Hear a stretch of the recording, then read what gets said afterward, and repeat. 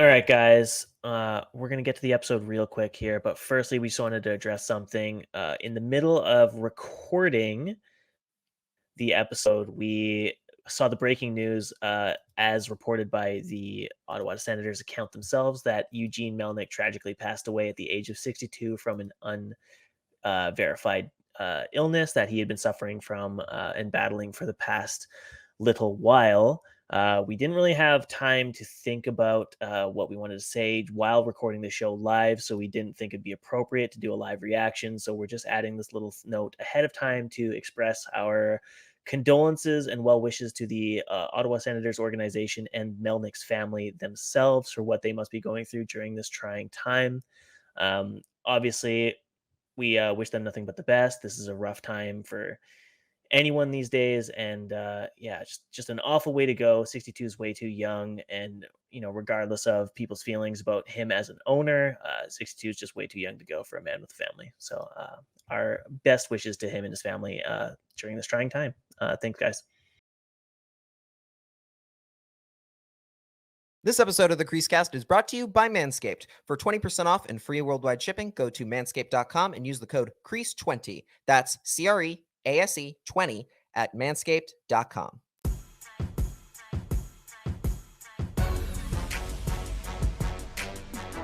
This is the CreaseCast.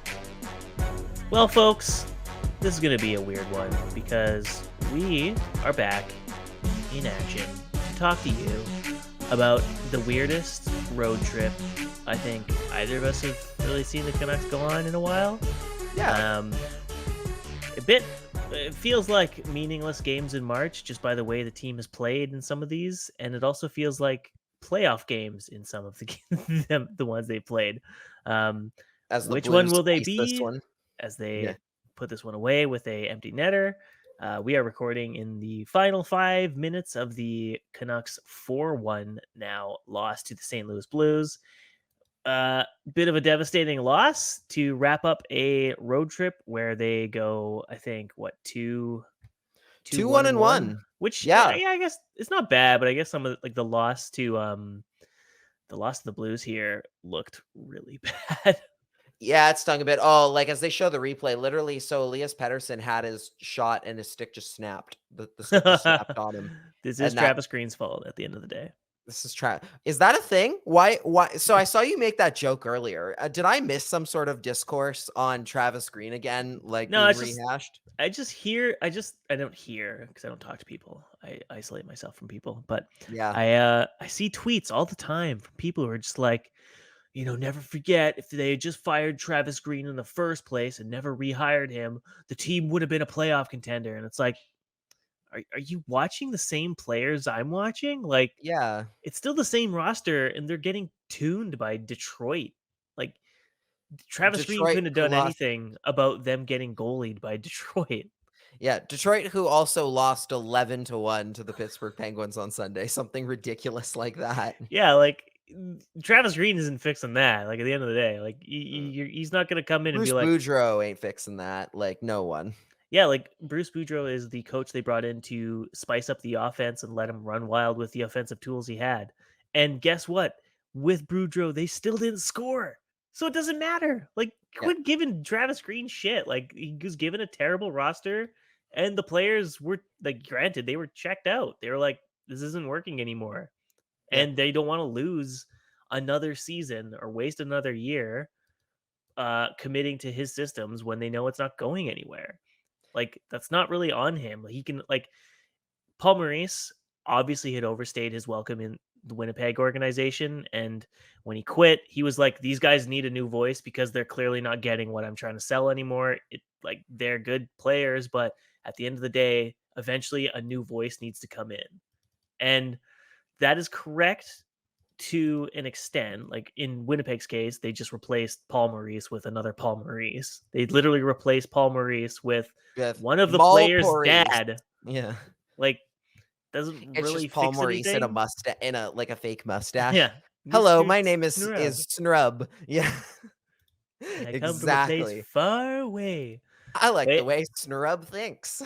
so yeah, like the Boudreaux bump, like, is totally real. They I mean, a lot of that is He probably has pride helped. too. Like a lot of it comes down to like the players probably being like, "Hey, I don't want to be a laughing stock. We are better than this, and we probably don't want to have the connotations as players who get coaches fired because that's how look at Taylor Hall's reputation, or even like the Phil current Kessel. Oilers, right? Like Ryan Nugent Hopkins, coach killers, right? Like players don't want that rep because that screws up your bargaining power when you get into UFA and stuff like that. Like they don't want to be known as guys who get coaches fired because they're uncoachable. Like they want to prove that they can win with whatever coach gets brought in. And so Yeah. of course they're going to have a bump after the longtime coach, not long time, but the long-term coach gets canned after 20 games or whatever the hell it was. Yeah. So Now, to be fair, I do think Boudreaux has gotten more out of the group that he's gotten. Like, just like in general, I think his system has fit a little bit more with what the Canucks have oh, for than sure. what Travis Green was going for at the time. Like, there are Yeah. definitely things that you look back on, like certain decisions when it comes to the power play and everything, where you're like, why are they doing like what? Like, how is this helping exactly? Like, or the PK, I should say as well. Like, there are a couple of decisions there where you just didn't understand how this was benefiting them or helping, and then you didn't see anything change. I do That think with was Boudreaux, like that's been noticeably different. that was definitely the biggest critique of Travis Green, was that when it was so clearly not working, there was no initiative or desire to even attempt change, which probably sealed his fate, right? Like a Yeah, lot of the times when it was like the PK kept getting rolled out and it was like historically the worst PK in NHL history, there was no even remote like attempt for him to be like, fuck it, it can't get worse than historically bad, and the guys that I'm using aren't working, so I'm just gonna throw Podkolzin and Hoglander out. Fuck it. Like I have nothing yeah, to lose at this point. It was a little too late. And Boudreaux, in this sense, like I don't really see that much different. He's just trusting some of the players that should have been trusted in the first place to do more than what they're capable of by putting Elias Pettersson on the first PK shift. Like that was like, man, if Travis Green had done that, people would have been like, "Oh my god!" Like this is where my issue comes from. So circling all the way back to how this conversation started, I tweeted out this is somehow this is all Travis Green's fault because I had been seeing so many people bringing up how this is all Travis Green's fault. They would be better. And at the end of the day, if Travis Green had ever tried Elias Pettersson on the PK during that first 20 game run and they were still bad, everyone would be criticizing him for even trying it. yeah. That's how these things work, right? Like the coach that is in charge of the bad run is going to get the blame for everything that doesn't work, and anything that does work, he's not going to get any credit at all. Bruce Boudreau is doing stuff that has been done even while Travis Green is here, and they're like, "Oh, look at him go! Look what he's getting out of this team! Look what Demko's doing!" And it's like, I mean, Russ, Demko was doing that the whole time. yeah, but they're saying like, "Oh, Bruce Boudreau's getting the best out of Demko or whatever." It's like, sure. He's also running the wheels off of him, and he's gonna probably blow out his hips again because he's Oh, playing every single game. He's not don't tonight. remind me. Yeah, Poor Yaroslav Halak.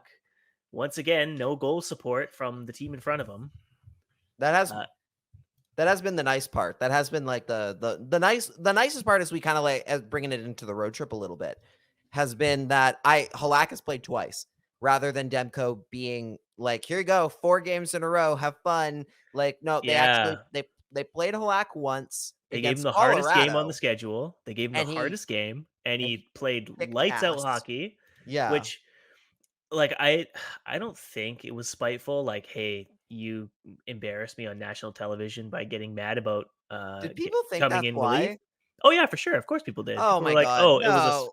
it was a spite thing," where they were like, "Well, you talk back to the coach, so you're going to get the hardest start on this road trip." You would okay. So for anyone who thinks that that was actually a thing, let me tell you right now, if you're a coach, like especially like okay, head coaches will often tell you that especially if they've never been a goaltender before, coaches will tell you often that they have no clue how to coach a goalie.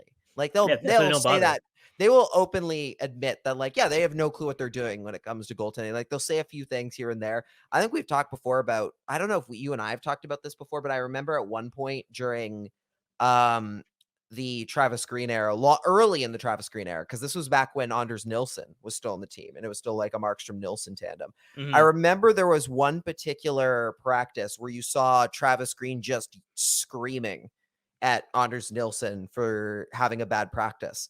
And I remember people being like, that's good coach. Like, that's good coaching, good accountability, blah, blah, blah, like holding your players accountable. And I'm just looking at it like, actually, no, that's a really bad thing to do to your goaltender. When your goaltender is lacking confidence, the last thing you should do is scream at them. And again, like, the head coach isn't expected to be a goalie expert. That's fine. Like, that is so not what you signed up for. If you were, Yeah. you'd be a goalie coach. As But as we've said many times on this program, the one thing the Canucks have gotten right is to leave goalies to their goaltending department, and that's why they've had no problems with goaltending over the last 8 years.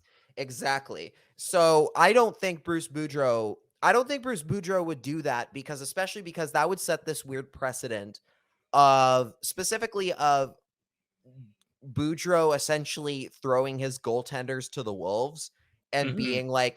being a coach that a goalie wouldn't want to play for, which, even if that doesn't necessarily affect Thatcher Demko directly to have that kind of a thing happen, if you're Thatcher Demko and you see your coach out of revenge essentially go out and start a goaltender in a tough game just to hopefully, in the hopes that you're going to somehow for some reason embarrass him in a game, like, would Demko like that? No, Demko doesn't want to see that from his coach either. So I don't think Boudreau would do that. I don't think Boudreau would do that to do out of spite, just go start Yara Halak against a tough team.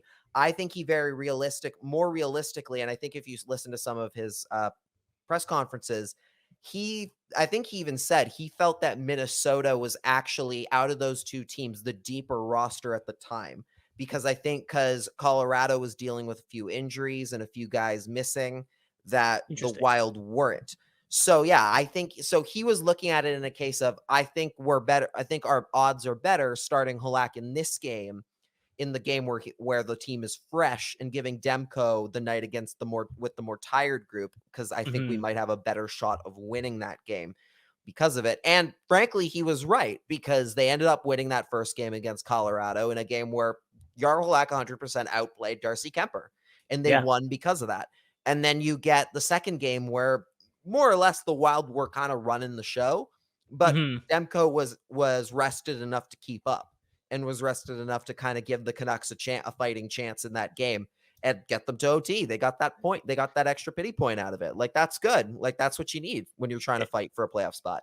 Especially when it's the back end of a back-to-back, right? So, like, obviously, it's every point is essential, but it's even harder when it's like, "Oh, yeah, here's your back-to-back." It's, like, the most dominant force in the NHL, and then one of the sleeper elite teams of the NHL right after.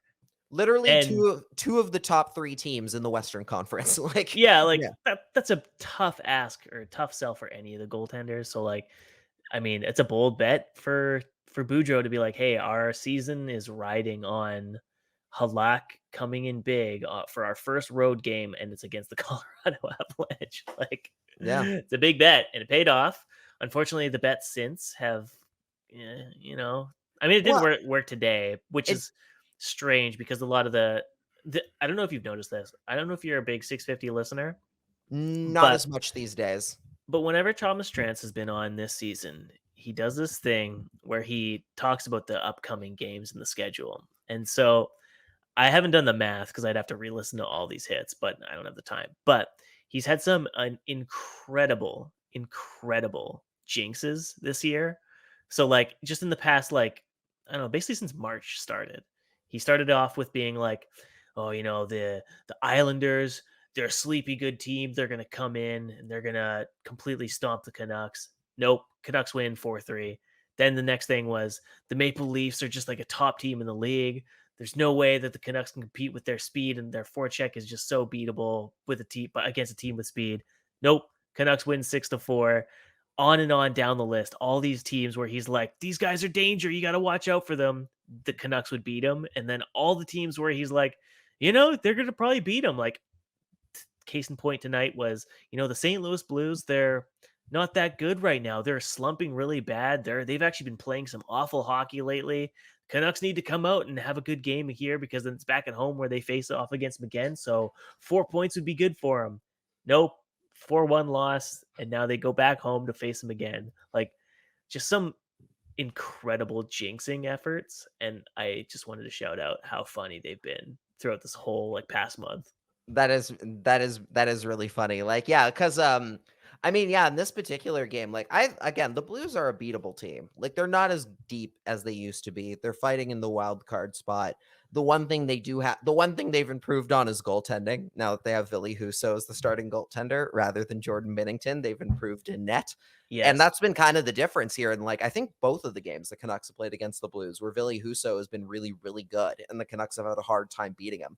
And then like tonight, like tonight the Blues got a lot of lucky bounces. Like there were definitely like the first goal was a bit of a weird one where it kind of like Like bounced off his back or whatever. yeah, It was to be weird. like I will say like Halak definitely got caught cheating off his post a little bit. Like it was definitely a case of he was not flush on that to the net and to the post, and it gave that just that little bit of room for the puck to kind of hop on, I, like hit him in the shoulder and roll in. Like I would ask your opinion because this was my goaltender trained eye. It looked to me like Halak was swimming in his crease through much of tonight's affair. yes, I was noticing that as well. Like there were a lot of plays he was slow to react on a few. And like what have I said so many times this season? Like if you give Halak the first 10 minutes and he does okay, you're in for a decent game from him. Like you want to, if he can get through in a scoreless first 10-15 minutes, you're going to be fine. That first goal goes in at what, like 13 with 13 minutes left, so about like 7 minutes into the game, a Mm, little early.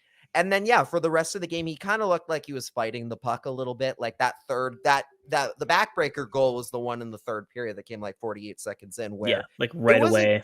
yeah, and it Kind of wasn't, killed the comeback efforts, right? Because then you're in such a deep hole at that point.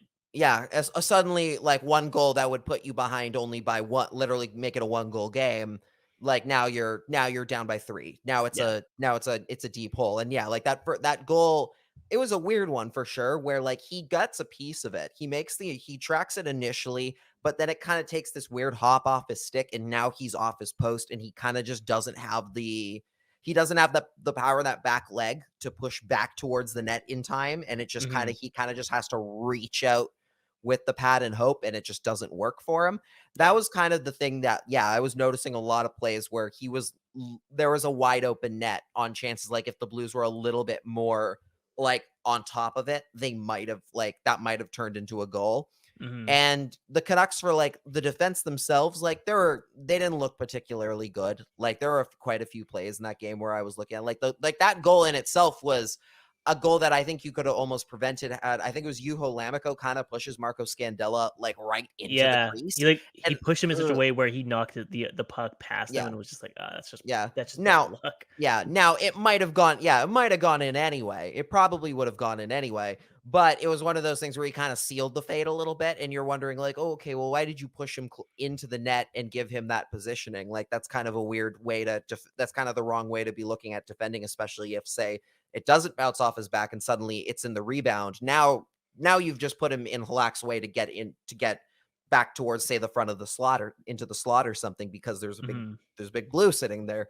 So yeah, there are just a few weird decisions made. Like, I mean, Will Lockwood like that wasn't his best check on that first one, but he's a rookie. Like, I'm not going to give Like his Will second Lockwood a game of hard the time. year. Yeah, like yeah, he gets a pass. He's going to get a pass on that. Like he's doing his thing. I think Daniel Wagner pointed out, he's like, Will Lockwood doesn't have good self-preservation skills, like where he'll just throw himself into the weirdest possible play. That is in itself a young guy thing to do, where you're just like, nothing can It's hurt me and I'm it's also invincible. it's also been his MO like since like he was drafted. Like wasn't he famously like one of like the first people to like get injured in a NCAA outdoor game because he threw a check that blew out his shoulder? Like Oh my god. his whole thing has been like he's just been like a bowling ball with no regard for like his health. But like the problem is that works when you're like a junior and everyone is like slightly bigger or smaller than you, but it doesn't really like translate when suddenly the guys you're body checking are like 6'6", 240-pound Colton Perico. Like it's a bit harder to play the bowling ball style, so you have to use your speed and get yourself out of dangerous positions. But like Yeah. a few of the times I noticed like he was skating like full speed into the corners with his head down to go chase a puck battle while like two Blues players are around him. I was like, Oh, no. And Yeah. and his head just demolished tonight, the way he's skating. And like, props to him for like, showing his wheels off. Like, he had some decent like plays in the first period where he looked like he was like displaying his speed, being aggressive on the forecheck and getting the puck towards the net with Patan and I think Chase on whoever it was on his line. Like, that was fine. But yeah, some of those moments where he's skating himself into danger, you're like, this You're like, kid is oh, gonna get destroyed. you're like, Please don't. buddy, no. Like you're bracing because you see it coming. I mean, Yeah. thank God nothing. It hasn't affected him yet. Hmm. Overall, like I mean, this is a question for you specifically, just because you've seen Will Lockwood play a lot more than say I have, for obviously. Like, do you like from what you've seen from him early, like how different is him is he playing at the NHL level versus the AHL? And do you see him potentially like sticking for the rest of the year in Vancouver? Uh, I honestly feel like he's slowed down in the NHL level, but I don't know if he's actually slowed down or if just the game is a lot faster at the NHL level that he doesn't look noticeably as fast because the speed differences in the AHL level are just so much bigger than the speed differences at the NHL level that he just kind of fits in. Like, same thing with Justin Bailey. Like, he looks like the fastest man on the planet when he is skating in the AHL level because he can generate momentum and speed from the defensive zone like nobody's business. But at the NHL level, you don't have that space, so you just kind of look like another skater. You don't really stick out that much. Guys don't afford you the opportunity to create space and make room for yourself. And so I feel like he's actually got more to show. Like, I feel like he actually does use his speed quite well to, move up the rush and carry the puck himself. But I feel like he overthinks. Like, he thinks more of like, okay, what's the safe line for me here? Like, to pass off to Nick Patan to take the shot, or to cut towards the slot and just take a shot attempt or whatever. I'm not gonna really do my game, which would be bowling ball halfway down the ice on my own, try and cut towards the net, create a rebound chance for my line mates, and then hopefully I don't blow to shoulder or get knocked to the ice. That would be like the AHL plan. NHL, he's clearly just like, all right, I don't want to get benched. I don't want to get benched by the coach. He's a new guy. It's not Travis Green, so I need to make a good impression. Yeah.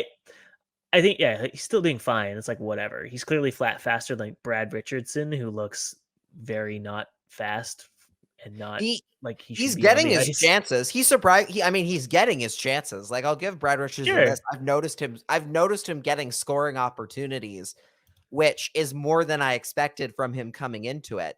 Yeah. Especially considering like you're seeing especially now when you're seeing guys like say like Juho Lammikko, who definitely looks a little bit more human now that Tyler Yes. Mott's not playing with him. Like it is important that you're seeing Brad Richardson go out there and actually kind of make a little bit of an impact here and there. He just doesn't have maybe the finish. He doesn't have the finish he did, but like, yeah, it's fun. It's gonna be interesting when he gets his first game in Vancouver. If they maybe like if they start him, they start Brad Richardson just to like give him the crowd get behind him there. Do they give him, so like, how they have like the video packages for ex players when they return? Do they give him a video package anyway for saying welcome back? I think I don't know if they'd give him maybe like a welcome back as much as they do like the player to watch or whatever. Like you know how they do that, like the broadcast in house, right, at like Rogers Arena, where it's like tonight's Panago player spotlight or whatever, and it'll be like, and then they'll just show, and they'll use that as an excuse to show a bunch of clips from him when he was a Canuck the last time around. Yeah. And be like, hey, remember him with Radim Verbata? Like, Remember him, guys? Woo! remember, like, and you'll see like some shot of him like chatting with then coach John Tortorella. Like, oh, they're Yeah. like, hey, remember this year? Or like talking to like Luongo in between like whistles or Lach or something. Like, yeah. God, did he play in the Heritage Classic? He must have, right? Richardson? Yeah. Ooh. Let's see. Let's see. I'm trying to remember. Heritage I'm sure. game lineup. I'm forgetting what year he joined the team. What year he joined the team? I feel like his last year was 2014-15. Oh yeah, Brad Richardson. He took a penalty in the final period. Nice. Nice. So he played in the Heritage Classic. You know that okay. this is in a way, this is a story for another show, but actually, I mean, this is kind of relevant because I mean, this is what the last time the Canucks played in the Heritage Classic. What, it was April 3rd or April 2nd of Sure. 2014, something like that. So like by the time we record next, it'll probably be right around that time, past that time or something like that. But like that team, the team that showed up for that game, that awful Heritage Classic game, Yeah, no shit. was a weird group. Like Zach Dalfy, Rafael Diaz, like Yeah, just a that's a who. horrible, like, that's like the Ryan shocking thing Stanton. is, so this is March 2014. So this is like a team that was like meant to like not be a failure, They were and supposed to. that's This a was supposed to be ugly the roster. reset. Yeah, like Yeah, oh that's not a good no. roster. But looking at Ottawa's roster is also pretty embarrassing. But apparently, Robin Leonard was their goaltender at the time with That's Craig right. It was Craig Anderson. Anderson and Robin Leonard. That's Yeah, right. Because they were still that's well, at one point, do you remember they had not only did they have those two, they also had Ben Bishop just hanging out. Like they had all three of yeah. them. They had like all these elite goaltenders just hanging out, and they And then they lost got all of rid them. of them all. Yeah, exactly. Like they had a decent and they're kind of like that now too, where they've not maybe like we don't know what they could be yet, but like the Senators have like what Philip Gustafson, they have Anton Forsberg, they have Mhm. they have a decent looking group of goaltenders. They have a They bunch of lost blue. Joey Decord, but Yeah, they yeah, have a bunch of blue chippers, right? Like maybe Anton Forsberg becomes something, but yeah, they're like banking on it, which yeah, is very Ottawa Senators of them to be banking their hopes and dreams on Matt Murray coming back to life, and Anton Forsberg like just being a stud at almost 30 years old. Like, doesn't really make any sense. Their whole goaltender like pipeline. It's just so like baffling and poorly thought out. But yeah. I mean, that's what you get for a team that trades a third round pick for Travis Hamonic. Yeah. Yeah, very true. Now I'm laughing at a picture that I'm seeing of from just again, just to show how much time has passed where you know what? I'll even pull it up on the broadcast for anyone who's watching on video. So what I'm currently looking at right now is a picture of a face-off between Jason Spezza of the Senators at the time still, and Brad Richardson. And then if you look in the back very carefully, you can see Jason Garrison standing on the blue line. Like just a magical photo of a Just a completely completely gone different era. era. Like, I yeah, like that era's just like that weird cursed. hodgepodge era right between like the start of the Benning era and the end of the Gillis era is such a God, you don't want to think about it It kind just, of group. it's just such clearly like it's an era where it's like the GM clearly had no other avenue to go down since the ownership group didn't want to rebuild, and he was like, well, this is all I can do. I've got nothing to work with, and the only option is to sell off everything so we can start fresh, but Now I'm hold not on. allowed to. Zach Dalfy was gonna be something. You just wait. so You so just was wait. Zach Kassian. the healthy scratch from that game, Jordan Schrader. Oh my God, Jordan Schrader. Like God, man, he was supposed to be something too. He ended up on the Minnesota Wild. Speaking Sure of the did. Minnesota Wild, It's the time. It's the all rest of the coming road back. trip. Yeah, the rest of the road trip. I don't know. I mean, Yeah. speaking of other teams Jason Spezza played for, the Dallas Stars, I guess. Like, I don't know. Yeah, this is all Like, coming back together actually because yes. the Stars game was probably the most important. Like we probably shouldn't even bother talking about the other games because the most important one here was the fact that they beat Dallas Stars in regulation. Yes. Obviously, for those that Shocking. don't know, Dallas is like I don't know how this happened because I swear to God, didn't Dallas start the season with playing like the most games of any team or something like that? Something like that. Like they started off with I think a pretty hefty schedule out of the gate. They had a lot of goaltenders as well. Like they had a lot of goalies coming through that they were still kind of trying to decide who was going to be the Yeah, guy. because Jake Ottinger. they weren't sure if Ben Bishop was gonna come back and be healthy or Yes. whatever, so they signed Holtby, Oh, Kudobin, had Ottinger, and Bishop all on the roster at one time, and they weren't sure which who was gonna be who. hey, if that's your problem, that's a better problem. I think we're going to talk about the Oilers on this show later. It's a better problem to have too many goaltenders than to have None, none at all. literally none. Like, Yeah, yeah. so the Dallas for those that don't know, They have like the least games played in the entire Pacific Division, or the Western Conference, I should say. I Oh think it's wow, Western yeah. or not Yeah, you're Western. right. Yeah, you're right. The They're OS sorry, tied they're with tied with Minnesota Minnesota. So and the St. Louis. situation is Or no, not St. Louis. they're chasing the Vegas Golden Knights for the second wild card spot. They've got 75 points in 64 games. They have like a 586 win percentage, which if we're going by percentage, they would actually be above Vegas already for wild card spot. Everyone knows Vegas is in free fall. They're on a 2-game win streak right now, but that was after going like 2-6 or 2-8 or something. Like it's just Yeah. awful. And one of And those was against Chicago. That barely counts. yeah, those ones that really don't count. Any game No. against Chicago doesn't count. But No. the Canucks are trying to chase Dallas. They're not chasing Vegas. They are chasing Dallas because Dallas is the ones with all the games in hand. So you need to try and keep above their points percentage pace in order to even have a chance at playoffs at this point. And that's why tonight's loss to the St. Louis Blues probably puts an extra nail in the coffin to their season. Definitely a damper. Because they are 2 points behind Dallas with having played 4 more games than them.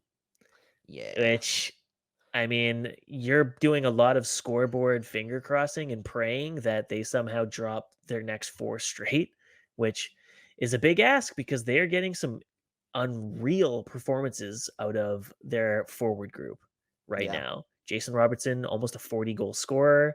Rupe Oh, Hintz is just like almost a 60-point player, or a 50-point player, whatever he is. Like they are doing very well in spite of the fact that Tyler Seguin and Jamie Benn suck shit.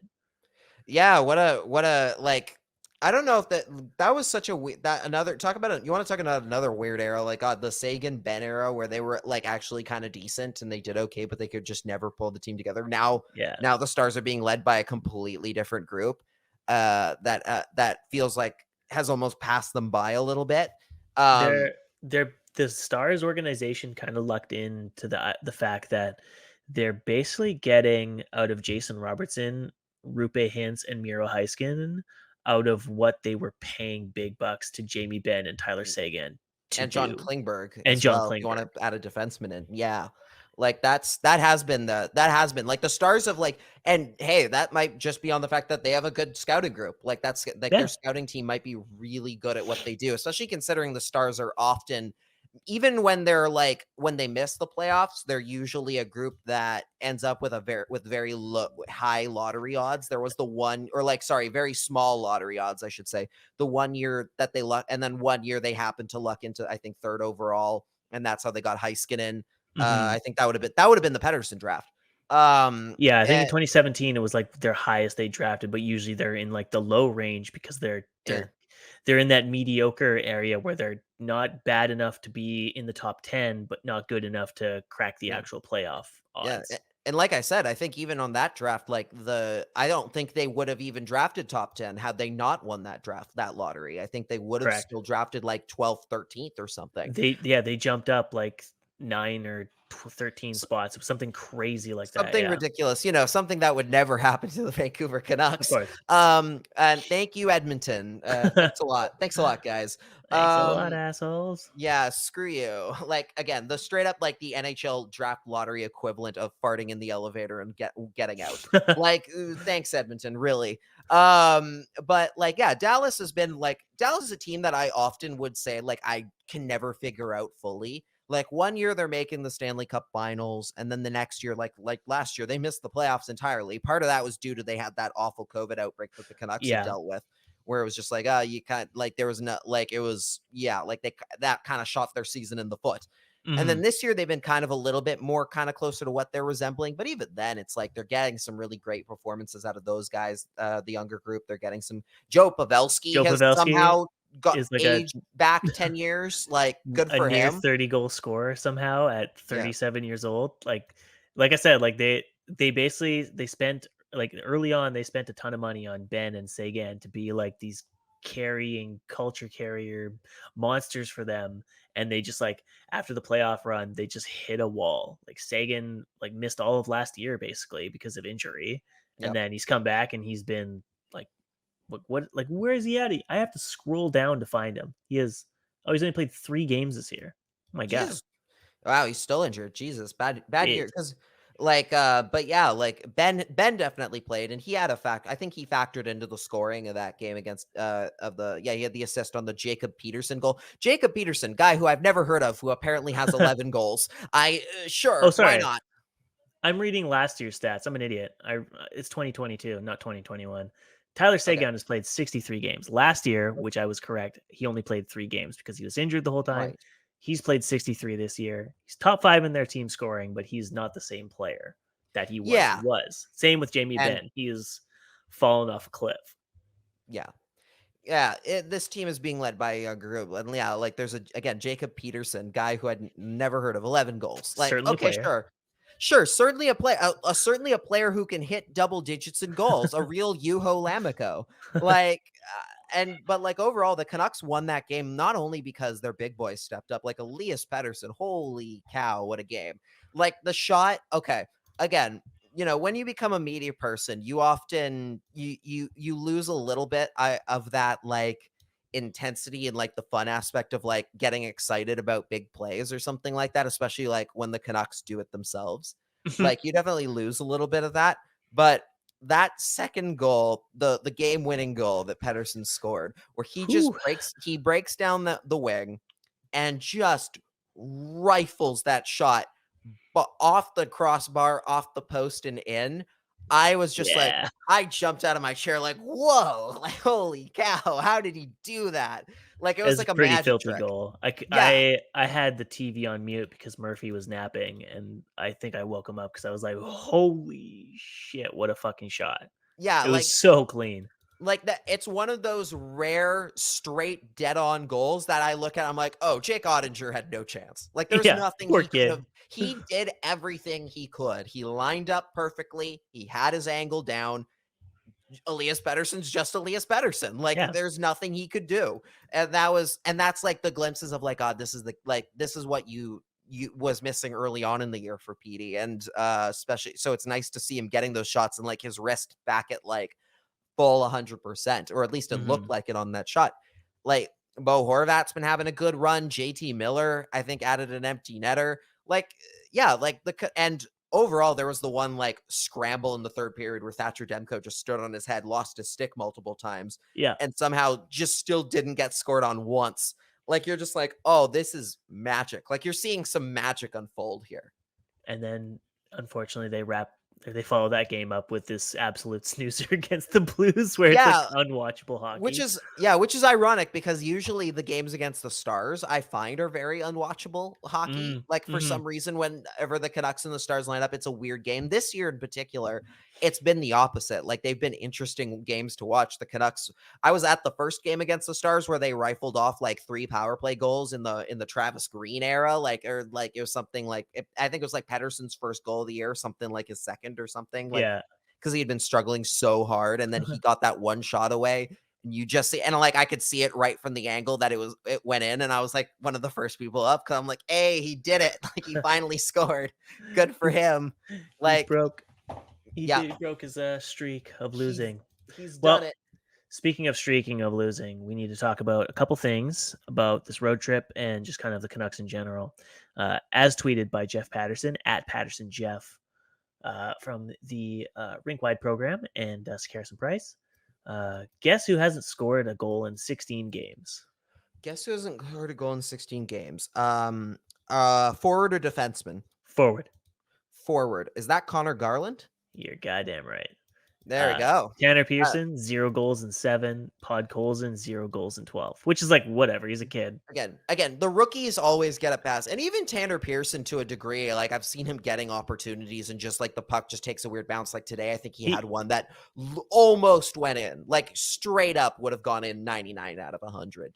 Tanner Pearson has consistently been like one of the team's best forwards on a night-to-night basis, and I think he's led their team in shots on goal like probably every single game on this road trip and even a few games before. Like he is always like 4 or more shots on goal every game. Like the guy is like we talked about this in our last episode, like he's actually like outplaying his current contract that he's signed to, a I contract that was, poorly, maybe shouldn't have been signed given where the Canucks were in their current window, but he's outperformed at, which cannot be said about a lot of forwards that have been signed to the Vancouver Canucks over the past couple of years. So good for him. He seems like a delightful guy. Yeah. And so I'm very happy to see that he's doing well. Obviously not on the score sheet lately, but he's been playing really well, all things considered. Support for the CreaseCast is brought to you by Manscaped, who is the best in men's below-the-waist grooming. Manscaped offers precision-engineered tools for your family jewels. Manscaped recently launched the Ultimate Men's Hygiene Bundle, the Performance Package. Join over 4 million men worldwide who trust Manscaped with this exclusive offer for you, CreaseCast listeners.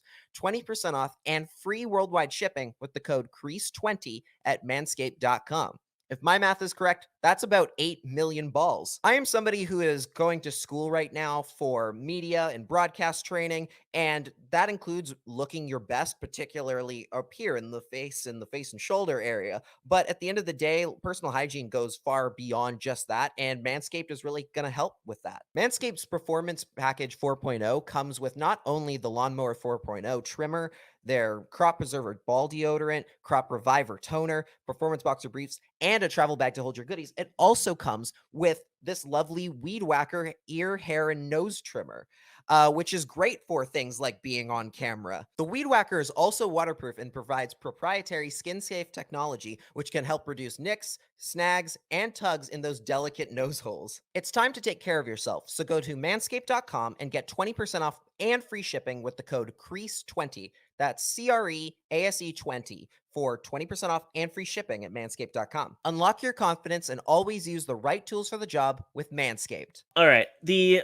one piece of Canucks news that we probably needed to address and get into is actually not game related, which is surprising because you don't really have news really following after the trade deadline date because Usually no. nothing really important happens. But this one kind of did, sort of for negative reasons, because this wouldn't be news if you were, say, like the Los Angeles Kings or, you know, the Toronto Maple Leafs or, you know, Detroit Red Wings, some of these teams with really deep prospect pools. The Vancouver Canucks former 2020 sixth rounder, Aiden McDonough, told the team after a series of negotiations that he would be returning to Northeastern for his fourth year with the university, which, for those that are in the know, that basically means at the end of next season, his final year in the NCAA, he has like a very finite window in which he can negotiate with the Vancouver Canucks to sign an ELC, or he can wait until August 13th, at which point his signing rights will lapse and he is free to sign with whomever expresses interest or whoever he's most interested in signing with. This happens all the time. You see it with players like Adam Fox. A lot of Harvard players are prone to doing this. Yes. Jimmy Vesey, Adam Jimmy Fox. Vesey, Adam Fox, two major ones. Like Adam Fox was the big one. Calgary knew he wasn't coming back, so they traded him in a giant package for Elias Lindholm from the Carolina Hurricanes. Which and the worked out for them. Hurricanes flipped him for, I can't remember who. I think Brady Shea or something for the I Rangers. think so. Something like that. I think you're right. Like it was something like that. So in realistically, like obviously Brady Shea and Elias Lindholm aren't a Norris caliber defenseman, but both teams got pretty good value for what they gave up at the time. This is bad news really for the Canucks because as of, I think, this year, Aiden McDonough was as high as third on most people's prospect rankings. So losing a player, I mean, they haven't lost him yet. They still have a chance to re-sign him, but usually when guys opt to go back for the fourth year, it's like a ticking clock at that point. It's just kind of like, this is most likely going to happen, which is unfortunate because, as most fans know, Aiden McDonough is a childhood friend of Jack Rathbone, who is currently plying his trade with the Abbotsford Canucks. A lot of people hope that these two guys would play together, maybe on Abbotsford or in the NHL at some day. Like, it would just been like a cute little story. These two kids come up from Boston, Massachusetts, play together as kids, come up through the NCAA, and then end up on a hockey team together playing hockey. And sadly, it doesn't look like it's going to be happening. They're going to be doing it as enemies or something, but that's okay.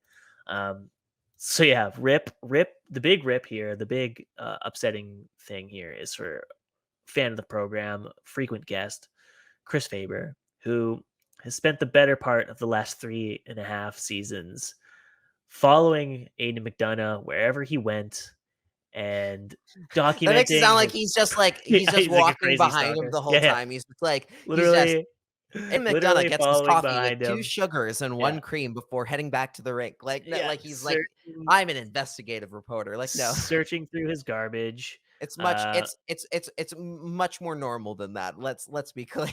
yeah. So poor Faber, poor one out for Faber because obviously he puts in a lot of work to develop Canucks prospects through building up their cred, building them up as personalities for the fan base. He did that with Niels Hoglander. He'll do that with But guys Olsen, that aren't even drafted by the team. Like he puts in a lot of work to hype up the fan base that wants something to look forward to down the road. And this is another one that got away. So yeah, Faber, our hearts go out to you, yeah. buddy. Yes, but like let's be clear here. It's not entirely done, right? Like they have a year to sign him, obviously. Yes, it's And not. also, It's not all doom and gloom. There's yeah, it's still not a the end of the chance. world. Let's be very clear. He's not an absolute goner or anything. I did see some people being like, "Oh, this was hilarious." I don't know about you, but this was hilarious to see. I saw some people like actually going and tweeting like, "Well, Jim Benning got all his Yeah, I college know. guys to sign." And it's like, "Oh, sure. Two of You know them? what? You're so right. He did." Tell me again, how many are still here? How many are still around? The How many of answer those? is how many that were not a draft pick, besides like high profile draft picks like Thatcher Demko and Brock Besser, Yeah, are still here? The answer is not many. Like Troy and Stetcher's gone. Uh, Adam God, Adam Gaudette is Gaudette is gone gone, for who is also nothing. from Northeastern. Like, I mean, Matthew Highmore's done some things. Like, he's done But things.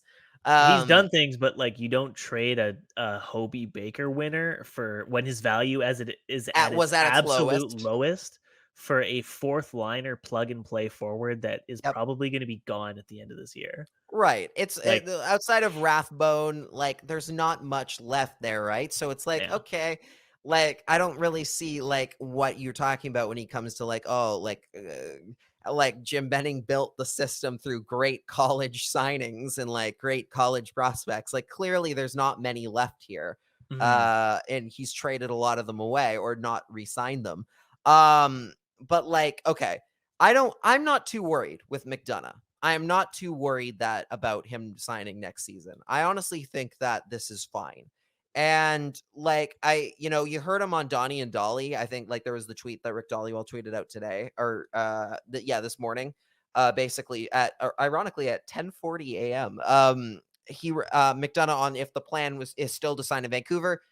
McDonough said, yes, it is. Canucks new management have handled this situation so well. I want to be a Canuck and I love Vancouver. My best friend, Jack Rathbone, is in the organization. I love the city. It is where I want to be. It is a great spot for me. Now, like, I'll say this, right? Like Tease. I know a lot of people are like, oh, but like he might still not. He might decide he doesn't want to and leave. And it's like, sure, he might. But Yeah. like even in No the shit. cases, but even in the cases with like, if you look at the case like Jimmy VC, for example, right? Like Jimmy VC being I think like one of the first, like, I don't want to say high profile because he wasn't necessarily like super high profile in terms He of like didn't end draft up or something being that good in the that grand good. scheme of things. Yeah. But like he was one of the first guys, I think, under that college system that the NHL and the NCAA have, where like who Well, chose not to sign with his there's with his more original team. like Kevin Hayes, for example, Okay, played out all 4 years and then signed, or maybe his rights were traded, but I'm pretty sure he was one of those guys that played all 4 years before moving on to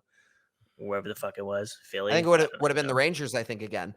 Oh, there you go. But like it's very Weird. rare. Weird. A lot of these guys go to the Rangers. Very interesting. And it's one of those cases where it's like I remember with Jimmy VC in particular when he was a Predators prospect, that he had made it like super clear right out of the gate that he did not want to sign to Nashville, like for Yeah. whatever reason. Like people knew that was the case of him. Then like knew that a year through, and the whole thing was maybe is hoping that Nashville was going to change his mind essentially about coming to Nashville, right? Mhm. But people already knew. Same thing with Adam Fox. You knew that he was coming. We talked about it with Adam Fox, that like the Flames traded him early on because they knew he wasn't going to sign with them no matter what they did. So they didn't want to waste his trade value. So they moved him. With McDonough, it's clearly a little different here. Like, he doesn't have to come out and do an interview and say, "Oh, I love Vancouver and I want to be here forever." Like, he clearly doesn't have to do that. He could just as easily not do the interview, not even be made available for it. Just that's that, right? I don't think they'd go through this kind of a ringer, just like this kind of like a media thing, just to be like, just kidding. We hate the Canucks and we're gonna go elsewhere. Like, I don't know, man. Like, I don't think that's a real case here. Maybe he felt so bad for stringing Chris Faber along this whole time that he felt obligated to do Donnie and Dolly and try But and then like ease also, the fan base. right? He was actually not he even did talking to the Chris- fan base. yeah. He's just talking to Chris. He did Chris a favor by not going on his show and going on somebody else's. like that would be really mean. Like, Yeah. that would be pretty mean. But it's not like, it's like almost like sleep. It's like a rom-com where it's just like, I love you, but I can't tell you. Like, Yeah. like, But and you just hear that, and I need you more than ever. Like, you hear that with the rain pouring. Like, no, I think this is just a case of, I think he sees staying. I think him and his camp just see staying in college, playing for what is a very good college hockey program, as worth his while and which is something fair. worth staying. And I think the Canucks, again, I don't think he comes out and says half the stuff he had in that interview just to turn around and go, "No, I actually don't like anything about this organization and want to leave." I don't think that does him any favors. So I think I think you can take him at his word on this in terms of that kind of a thing. Hey, things might change. Things could change in 12 months or however long it is before the Canucks end up getting a chance to sign him again. But as far as this is concerned, I'm not too worried. I don't know how you're feeling though. Yeah, it's they got bigger problems because Aiden McDonough at the end of the day might peak at as a Reed Boucher of the AHL. There's no guarantee he's going to be some NHL level or quality player, but all this is representative of is why the Canucks needed more lottery picks like an Aiden McDonough to maybe be more than just a Reed Boucher, but to maybe actually be credible NHL depth. That's why we critiqued and harped for so long about why they needed more draft picks, more draft capital, more young prospects. So if they lose Aiden McDonough, it's just a condemnation of what we've been complaining about over the last 8 seasons. It isn't this organization's fault or this current regime's fault if he does choose to move on. It's just another sad condemnation of what preceded the Rutherford Alvin era. Otherwise, that's it for the Canucks news. What we did want to talk about quickly, though, or you did, was the Edmonton Oilers and their very, very good quality goaltending situation. Yes. I don't know if you... So did you watch the Saturday game between the Oilers and the Flames? It was interesting. I cannot remember what I was doing, but I remember looking at my phone and it was, I don't know, it was like 3-0 or something, or 3-1, and I was like, oh, all right, Calgary's really putting a beating on the Oilers right now. That's pretty funny. And then I put my phone away to do dog stuff or whatever, and I came back and it was 9-4 or 9-5 or something. I was like, what the hell did I just miss? Yeah, an absolute thumping. Now, oh my God. So again, the Canucks, we've harped on the Canucks this year plenty. We've talked about our problems with them. Mm-hmm. There are some things that as much as the Canucks drive me crazy, you watch a team like the Edmonton Oilers and you're just like, oh, it could be a lot worse. Specifically, so obviously people are getting on the goaltending and they should, including myself, because I don't know how on earth you go in. Okay, I do know why. Ken Holland is doing this, because he doesn't know what he's doing when it comes to goaltenders. And the Spider-Man meme, the Peter Parker meme where he with Tobey Maguire, where he he's looking through his glasses, but those glasses don't work, so he pulls them away and then he sees clearly again because he got bit by the spider. It's like when he has when he's operating without the glasses on. Without the glasses on, he sees Mike Smith and Mikko Koskinen. But then when he puts those glasses on, for some reason, he thinks he's seeing like Chris Hasek Osgood and Brodeur. Dominic Hasek. Yeah, like he's seeing like the two old ass Red Wings goalies that got him a Stanley Cup that one time. Like, oh my God, like Mikko Koskinen let in 5 goals on 12 shots in that game. He finished with a 583 and got booked. Like the Oilers were out shooting them at that point. The Oilers outshot the Flames in the first period of that game 18-9, and Mikko Koskinen allowed 3 goals on 9 shots and then let in 2 more in the second period. Like, again, Jacob Markstrom didn't have a very good game either, but like he also had run support, so it didn't matter all that much. And then you see things like the Oilers, like, God, what was it? Was it the third goal where I just like, I've never been like, I don't think I've ever laughed harder at a team's attempt to keep the puck out of the net, because I think it's like Evan Bouchard and maybe like Darnell Nurse in front of the net. Like first shot, like Mikko Koskinen kicks it right out into the slot as like a absolute just like serves it up on a platter for the defense, for anybody, including his own defense, who's right there. And then for some reason, either he trips or he's trying to block a shot. I don't know what he was. He forgets what he's doing. Evan he forgets Bouchard he's got goalie just skates on. No, this is Evan Bouchard now. He just slides like the slow as molasses in front of the net. Like he's almost like he's sliding down a hill on like a snow day. And the puck's just sitting there. They have no clue it's there.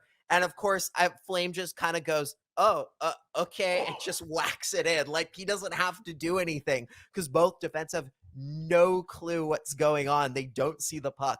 And I'm just like, how are you this bad? How are you this bad at goaltending and defense? And I am just stunned at like how badly they've bungled this, like how badly they've bungled everything to do with that team. Like they're not making the playoffs. I'm sorry. They're not going to. There's no way. You're betting they fall completely out? Absolutely. Like I think look, the Knights aren't doing much better these days either, but I trust the Knights at least a shred more based on history than I do the damn Edmonton Oilers. No, the Oilers are toast. There's no way they're going to get in with that goaltending and that blue line. I don't know why on earth they didn't think Yushiroh Halak would be an upgrade, at least like a slight upgrade on one of those two. They just don't have the cap space, or they didn't think like we need more money tied up in goaltenders till next year. Like I understand he made his bed with Mike Smith, and he's like, I can't now bring in Yushiroh Halak's $1.5 million bonus to my cap structure. Like I understand, but I really don't understand how you go through the trade deadline and think we need forward and defensive depth for our playoff run and not a goaltender. Like, what the hell are you guys doing? They've had Mike Smith now already 2 years before this. This is year 3. And they know exactly what they're getting out of him. Yeah, sure, he had a 923 or some crap last year. But come on, he's got an 896 now. Like, he's an old man. Like, what are you going to do? Like, you're screwed.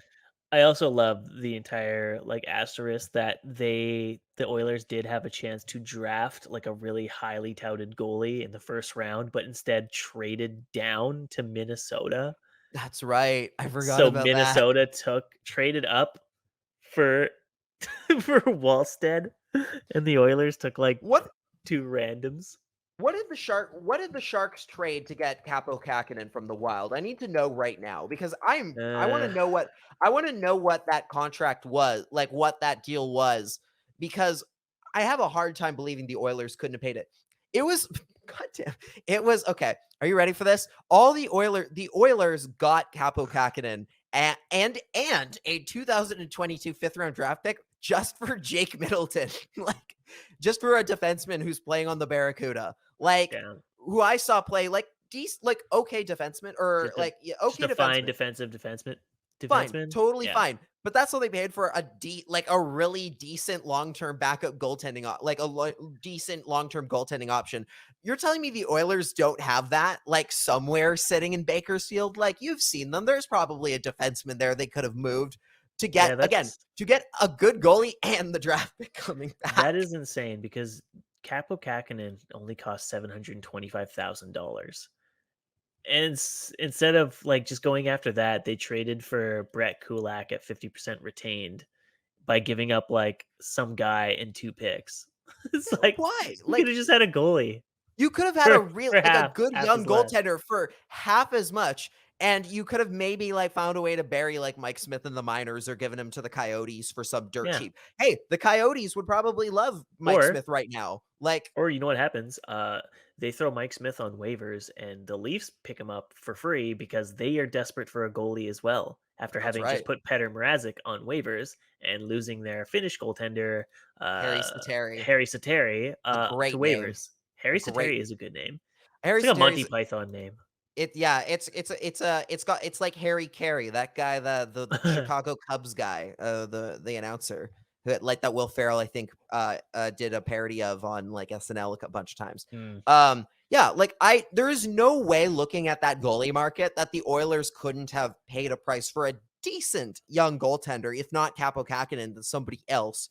That would have been a massive upgrade on Koskinen and Smith. And I'm just like they've made their own bet. Like, this again, it's almost a fireable offense. Like, no, sorry, not Yeah, almost. It is a fireable it offense. is. It really It is. should be. It won't be It, because the it Oilers was can't get out of their own way. But it was bad enough when they did have cap space earlier in the season, they prioritized signing Evander Kane over a new goaltender. Like, I'm sure they're loving that choice right now. Like, I mean, he's been fine, like, scoring wise. He's been okay. it's But fine, again, but that was not the issue. That was yeah, never the problem. the issue is never that he wasn't good. The issue is that he is a problem in the locker room and outside of it. So And it's does like, not address any of the fundamental issues with the team is that in that they need a goaltender who can stop a puck and isn't 75 years old. yeah, again, it is mind-boggling to me that, like, looking at it, especially, like, they've done the coaching change thing. It worked for a bit and it's kind of done okay, but clearly there's something fundamentally wrong with the goaltending. And they had the trade They deadline to deal with it and had so many chose not chances. to. It's like when someone like throws like something in your way and you have to jump over it. It's like instead of just like avoiding the obstacle, they just were like running right through it. Like, oh, okay, whatever. Like you had so many opportunities here to tackle this goaltending issue and instead didn't address it. And the way you chose to address it was like backwards logic. Like, I'm going to extend the oldest goaltender by 2 years. I'm going to not buy out or trade the 36-year-old who's like got 1 year left at $3 million to anyone who will take him, or just throw him in the AHL and get anyone else. Instead, I'm going to prioritize more forward depth and defensive depth. I'm going to prioritize Duncan Keith's contract. Like, ugh. They're like, again, I am shocked that Connor McDavid hasn't asked for a trade out of there. Like, there's, I've been a very big, I don't like Connor McDavid at all. He's like an emotionless robot, and I think he's a complete asshole in real life. So he gets everything well, he stole my jersey deserves. number. Like, He did yeah. that, and that's just rude, frankly. He Yeah. like that. That's not really considerate. How am I ever supposed to play in the NHL now when I can't even be the most popular number 97 anymore? Well, Yeah, actually, that's sorry. ridiculous. Yeah, So like, Kirill he- Kaprizov kind of did it too, but it was later. He's Like, cooler. he gets a pass. He gets a pass. Yeah. Yeah, he's kind of cool. So that's fair. But like, yeah, McDavid, like I hope they Draisaitl. miss the playoffs. I do. like Draisaitl. I really, like I've said before, I think on the show, I really wanted the Canucks to offer sheet Draisaitl back in the day. Like, I Yep. really wanted them to go to, like, I was like, hey, they should offer sheet this guy. And this was, I think, before he even had like the real offensive explosion. Like, it was still Right. like he was still a little bit more niche. or that was the like still a thing, little bit right? developing. And I was like, oh, give him 9, give him the Well, that was 9 his or thing, something. right? They Yeah. signed him to his 7 or his 9 point whatever $1 million deal before he really blew up and took over, right? He was still like a 50 or 60 point player. He wasn't the above a point per game player that he is right now. They were betting on him continuing to get better, and it was a good bet. They avoided a buyout or not a buyout, offer sheet situation, and they've got like two of the best Hart Trophy candidates a team could ask for, and it's still not Still good not enough. enough. Like, it's still not enough. And like again, like people and like you think back to people like to like things like the Penguins when like they took a while to get going with Crosby and Malkin, right? But even that by '09, they were already in the cup finals. They already had a decent enough nucleus around the besides just those two, including notably a goaltender in Marc-Andre Fleury. Like, Yeah, hey, maybe you need one of those. Like, when was the last when was the last time a team won with subpar goaltending? Like in terms of like a like in decent playoffs, you goaltending mean? in the yeah, like won the Stanley Cup with subpar goaltending. Because like I'd even like jury is Hmm. out on Jordan Binnington, but like I think back it's all the way back to like 2010 when Antti Niemi and Cristobal Huet were the goalies for the Blackhawks and they went on Yeah, that weird run. And even then Niemi was yeah, okay. that's the thing. Like during the regular season, these guys were pretty average, but they found another gear in the playoffs. Like Cam Ward, for example, with the Hurricanes, was terrible during the year. He was like an 800 goaltender, and then in the playoffs, he stole Damn the net rookie. and was like a 940 goaltender for playoffs and won them a cup. Like Yeah, he's that's kind of what you kind of need. So like the last 10, 15 years, like you see regular average goalies come out of nowhere and put out like lights out performances, but there hasn't really been like a guy who's like just awful in playoffs and the team somehow overcomes it. Like it just doesn't happen. or like at the very least, like even if they say they weren't good at the beginning, like usually that it's like the coming out party for them a little bit. Like you look back, yeah, like you go back to like Cam Ward on like the post lockout era, like okay, it's Cam Ward, Jaguar, Osgood, who is already Chris Osgood, Fleury, Yeah. Corey Crawford, obviously Tim Thomas had that one weird year. Yeah. You have like there's Then you like have you go Jonathan down Quick, then Quick you have twice Vasilevsky, you as have Tuukka Rask, you have like you basically Binnington. have like a bunch of really great goaltenders, and then it's Yeah, Matt the Murray finalists and too, Jordan yeah. Binnington, who were really young and arguably peaked as goaltenders in their final in those series where they won the cup. Like Jordan Binnington hasn't really adapted or played up to that playoff standard that he set that won him a cup. Matt Yeah. Murray like Matt Murray fell has off. had some Matt Murray has dealt with some weird stuff in his and he's Yes. had to deal with a couple things, but like overall, like yeah, he still went 2 years where he was one of the best goalies in the world for 2 years. Yeah. Like the Oilers can't bank on this. Like Yeah. they 100% can't. No team in the post-lockout era has truly gone off mediocre goaltending to win a Stanley Cup. They're Yeah. always either, like you said, red hot during the postseason, or they're a goaltender that's sustainably good over a long Yeah. period of time. Like Braden Holtby, like he was completely fine for Holtby, many years, and then even though he was older, like put up finally kind of strung it together. Pekka Rinne has always been that case too, right? Like one year he'd be really great, the next year he'd be kind of down, next year he'd be great, and it finally worked out where his Predators run with Nashville. He was finally playing to the level that the rest of his team was, which had never synced up before, and they went pretty far. Connor Hellebuck with the Jets, they went pretty far in the playoffs because they finally synced up with how good he was playing. yeah. You Look at can't, Sergei Bobrovsky might be that guy this year for Florida. yeah, maybe like you just can't bet on like a 36-year-old or a 40-year-old to just be like playoff caliber performers, especially when they're 2 years removed from getting embarrassed by the Chicago Blackhawks in a playoff series during the bubble in which they looked horrendous. Like Yeah. like God bless Mike Smith for still playing as a 40-year-old, but he's not going to be find another gear and be a 960 goaltender. You know what the Yeah. last time he was like a 930 goaltender in playoffs was when he was with fucking Phoenix. In 2011-12. Yeah. Yeah. when he was like Nice. 33 or 32 or whatever it was. He might have Yeah, been be literally 29. literally a decade ago. Literally a full decade ago is when the Yeah, last time that Mike Smith probably the last time he played in the playoffs even, right? Or no, because last year, I'm last forgetting year, last year. but yeah, like it's Yeah. just you can't bet on it, and the fact that Ken Holland, for all his experience with the Red Wings, somehow doesn't understand that like you can't just like bet on a bunch of elderly men to be your playoff No. like horses. Yeah, yeah, no, they're not. Baffling. If the gear is not gonna, yeah, like you said, the gear is not gonna magically reset the second the playoffs kick around. They're not gonna suddenly age back 10 years. What Yeah, you're getting now is what you're getting. That's all you had. You had all year to fix it. You had all year to see that that was clearly gonna be an issue, and you didn't. And now the Oilers, not only could you potentially miss the playoffs entirely. At the very least, you're going to get slaughtered by a team that has strong goaltending, a team like, say, Minnesota, who just got Fleury and has Cam Talbot as the backup in case that hmm doesn't work. Like Colorado has like Darcy Kemper, and if he can't do it, Pavel Francouz is okay. Like yeah. you Maybe look he'll at be the guy. yeah, like there are so many other teams, and this is why we've talked about it before with the Canucks, where with Halak they kind of needed that to be more of a 1B.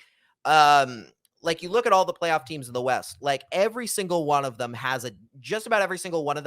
a just as good backup option, if only like slightly like a slight downgrade, right? hmm Like with the exception of what, maybe Vegas, just because they're injured. Like that's it. That's Yeah, it. You're cooked. The Oilers are not going far. Like, yeah.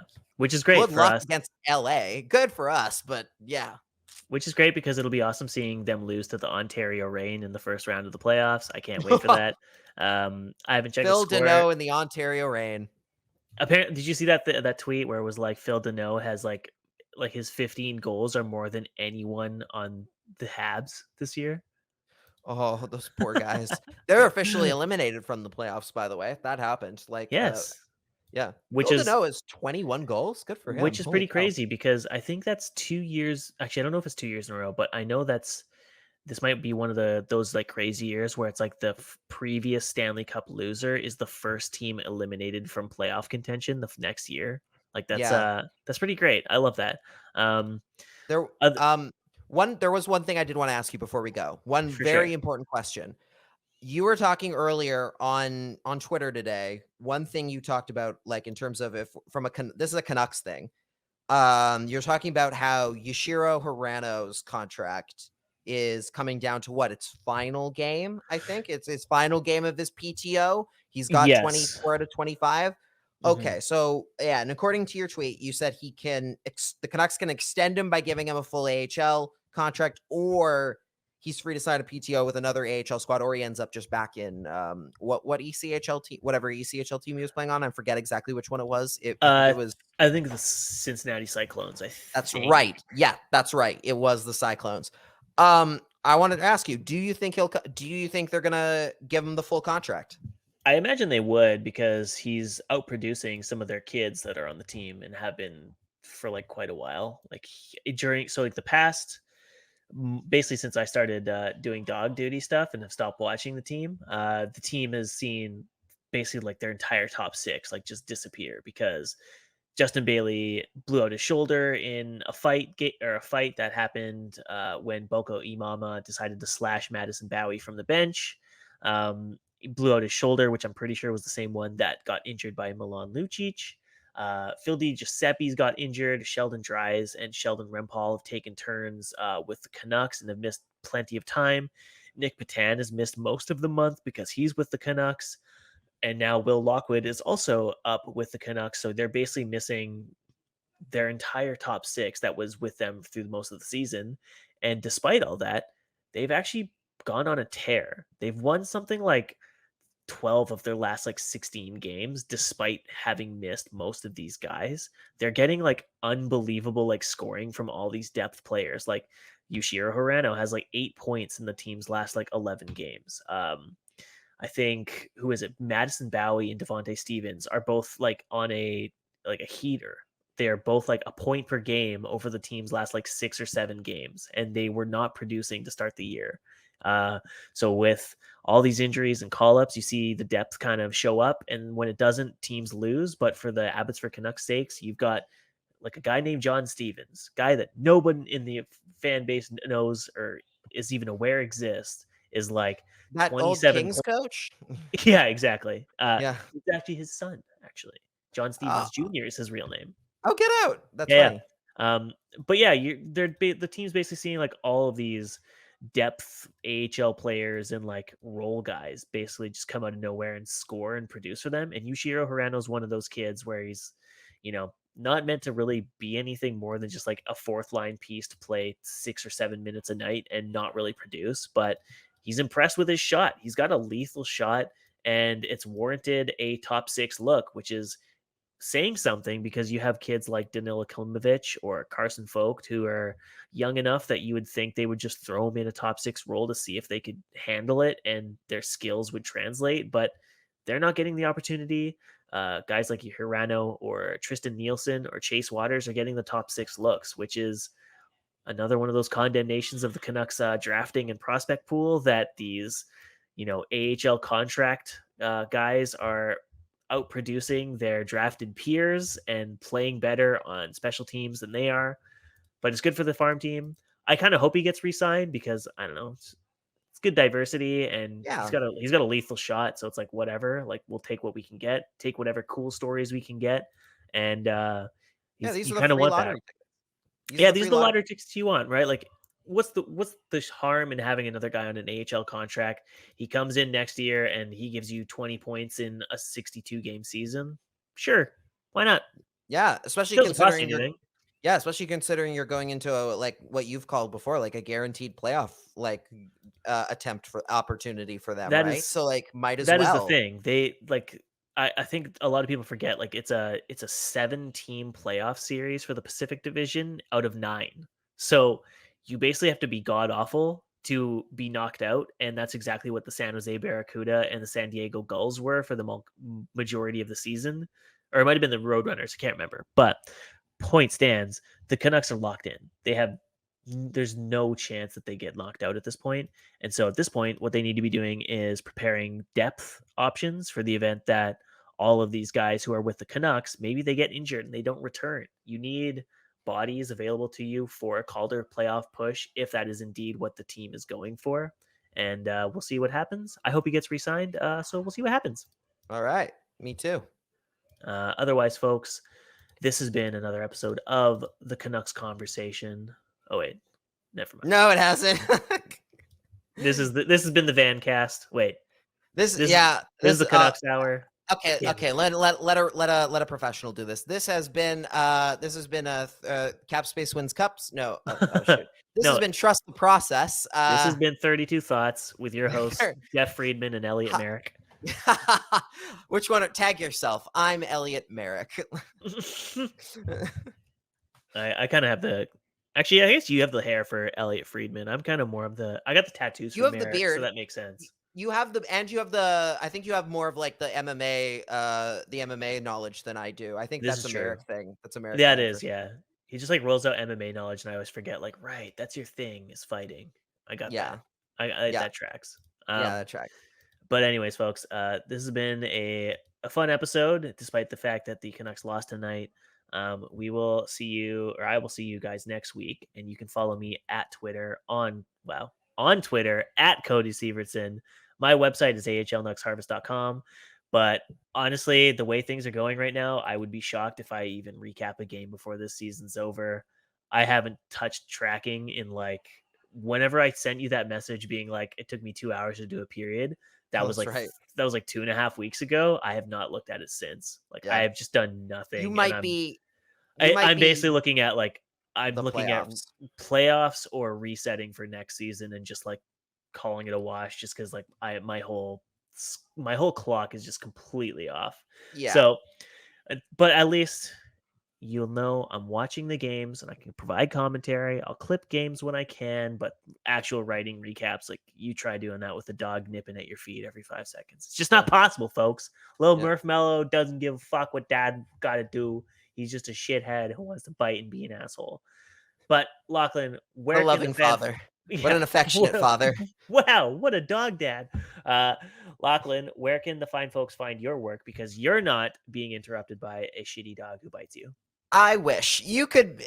You can find me on Twitter, Instagram, and Facebook at Lach and the Crease. You can find my writing work over at CanucksArmy.com. I post there pretty frequently. By the way, shameless plug.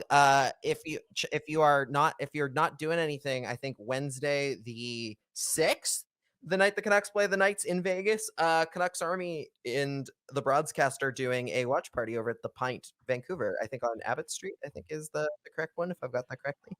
Yeah. More information, I'm sure, on that by next show for sure, at least.